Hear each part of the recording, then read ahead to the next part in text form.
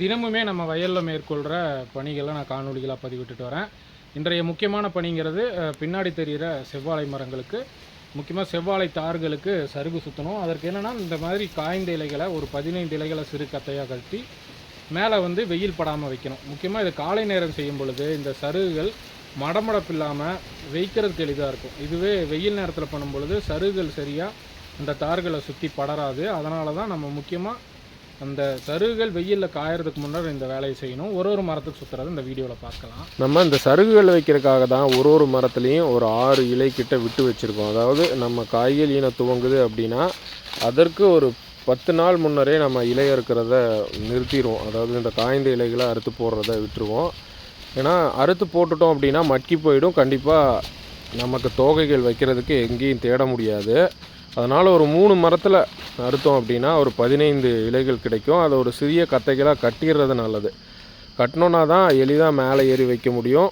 இந்த பூ வெட்டி விடுறதும் அப்படி தான். கடைசி காயிலேருந்து ஒரு அரை அடி விட்டே விட்டணும். ரொம்ப ஒண்டை வெட்டணும் அப்படின்னா கண்டிப்பாக அந்த வெப்பத்தினால அந்த கடைசி காய்களுக்கு அதிக சத்துக்கள் போகாது. இன்னொன்று, இந்த கத்தைகள் கொண்டு போகிறதுங்கிறது அந்த குலை எந்த வழியாக வந்திருக்கோ அந்த 2 இலைகள் வழியாக தான் கொண்டு போகணும். மற்ற இலைகள் வழியாக கொண்டு போனீங்கன்னா அதன் மேலே வைக்க முடியாது.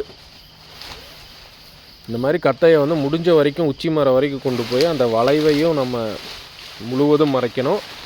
ஏன்னா அந்த வளைவுகள் வழியாக தான், அந்த தண்டுகள் வழியாக தான் சத்துக்கள் வரும். அது முழுமையாக வெயில் படுதுனாலும் பச்சை நிறமாக மாறும்.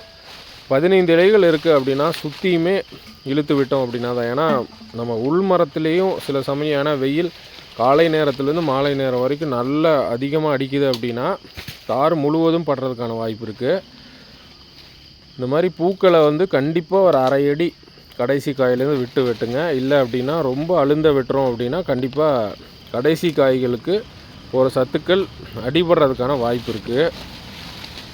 இந்த தார்லையும் பார்த்திங்கன்னா நான் கரெக்டாக அந்த குலை எந்த வழியாக வந்திருக்கோ அதே வழியாக தான் நம்ம கீழேருந்து மேலே கத்தைகளை மேலே இழுத்து முடிஞ்ச வரைக்கும் உச்சியில். அதனால தான் இலை அறுக்கும் பொழுதே அந்த காம்புகளோடு அறுப்போம். அப்போ தான் நமக்கு முடிஞ்ச வரைக்கும் நீளமான இலையாக கிடைக்கும். எவ்வளோக்கு எவ்வளோ நீளமாக இருக்கோ அவ்வளோக்கு அவ்வளோ தார்களை வந்து நம்ம மறைக்கிறதுக்கு உதவும். மரத்தில் ஏறும் பொழுது எப்போவுமே மரம் எந்த சைடு சாஞ்சிருக்கோ, குலை எந்த பக்கம் சாஞ்சிருக்கோ அதற்கு எதிர்புறம் தான் ஏணி வைக்கணும். நீங்கள் எல்லா இடத்துலையும் வைக்க முடியாது, இல்லைனா மரம் உடஞ்சி விழுந்துடும். இன்னொன்று, ஏறும் பொழுதே நமக்கு தெரியும் மரம் ஓரளவுக்கு உறுதியாக இருக்கா இல்லையான்னு. உறுதியாக இல்லை அப்படின்னா ஏதாவது ஒரு குச்சியில் இந்த மாதிரி கத்தைகள் வந்து வச்சு மேலே வைக்கலாம். அது நான் இன்னொரு முறை சொல்கிறேன்.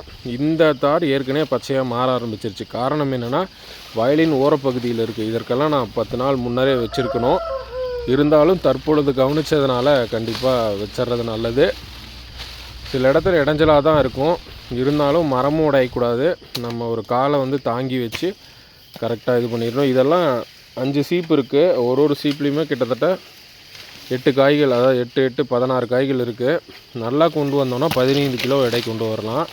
அந்த நேரத்தில் இந்த மாதிரி சருகுகள் சுற்றாமல் பச்சையாக மாறி இருந்ததுன்னா கண்டிப்பாக பாதி விலை தான் கிடைக்கும். அதனால தான் நம்ம சிரமப்பட்டுனாலும் ஒரு மரத்துக்கும் நல்ல மூடாக அமைக்கிறது செவ்வாழை விவசாயத்தில் மிகவும் அவசியமானது. தொடர்ந்து விவசாயம் சம்மந்தமாகவும் மீன்கள் சம்மந்தமாகவும் நிறைய காணொளிகளை பதிவிடுறேன்.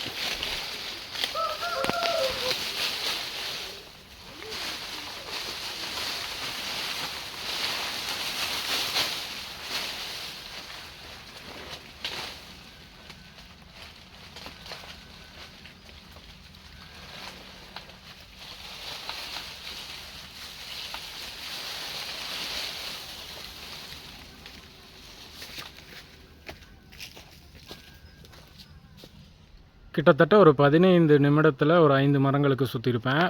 1, அங்கே ஒரு மரம், 2, 3,